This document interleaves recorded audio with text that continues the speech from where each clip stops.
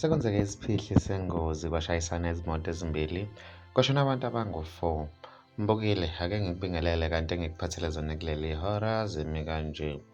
Izolo ebusuku kwenzeke into ebuhlungu ngesikhathi kushayisana amahlanzi ezimoto ezimbili, imoto eyibhakhi kanye nemoto encane.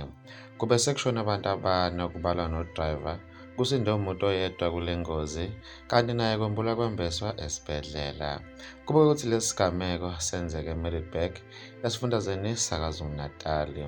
Kube ukuthi abazimi eziphuthumayo bebesebenzela endaweni yesigameko, ilapho khona bafike baqinisekisa ukudlula emhlabeni kwabantu abane, kanti abanye baphuthunyiswa esibhedlela esiseduze ukuyothola usizo oluphuthumayo.